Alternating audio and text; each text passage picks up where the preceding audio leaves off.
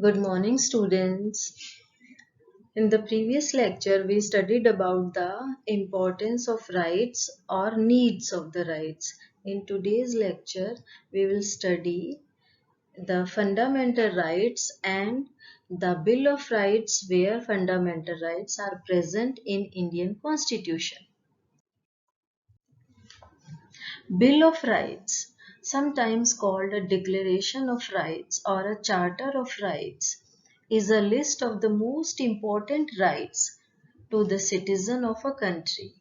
The purpose is to protect those rights against infringement infringement from public officials and private citizens.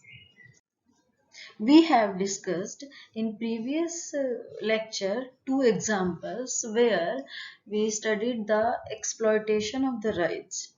Those examples show the importance of having rights and of the actual implementation of these rights.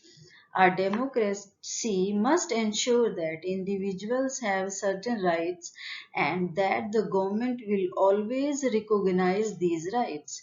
Therefore, is often a practice in most democratic countries a list of the rights of the citizen in the constitution itself. Such a list of rights mentioned and protected by the Constitution is called the Bill of Rights.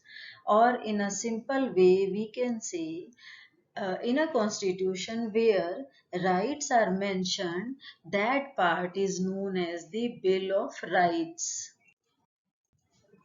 On your screen, example of South African constitution where Bill of Rights is present and uh, few rights which are mentioned in this Bill of Rights.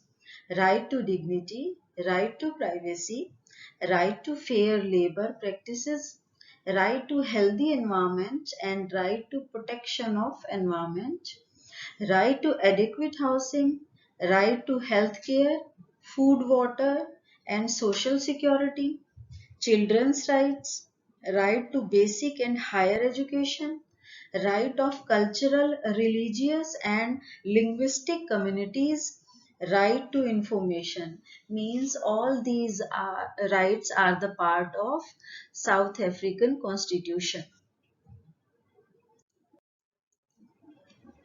Fundamental rights in the Indian Constitution. As you know, fundamental rights are mentioned in Indian Constitution. Fundamental rights in the Indian Constitution. During our freedom struggle, the leaders of freedom movement had realized the importance of rights and demanded that the British rules should respect rights of the people.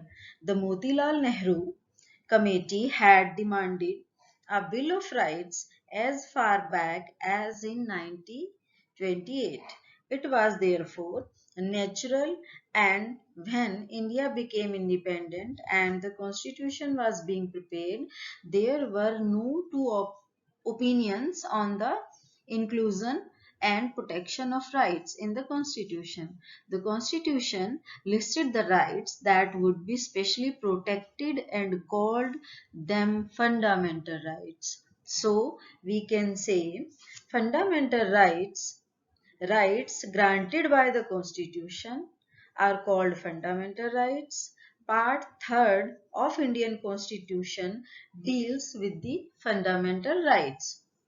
The word fundamentals also suggests that these rights are so important that the Constitution has separately listed them and made special provisions for their protection.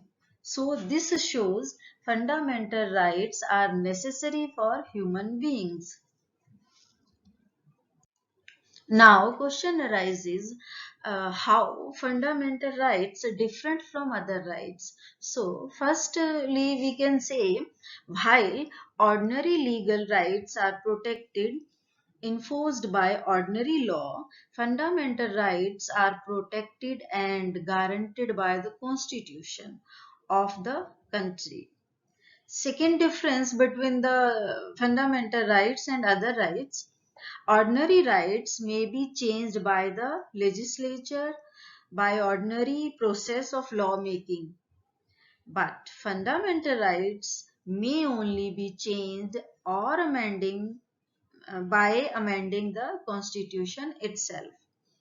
Third difference, no organ of the government can act in a manner that violates them.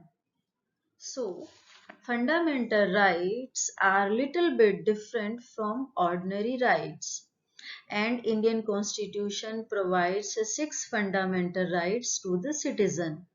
We will study all these rights in a detail in coming slides. I hope all these points are clear to you. If you face any problem regarding any point, you can ask. Thank you and have a nice day.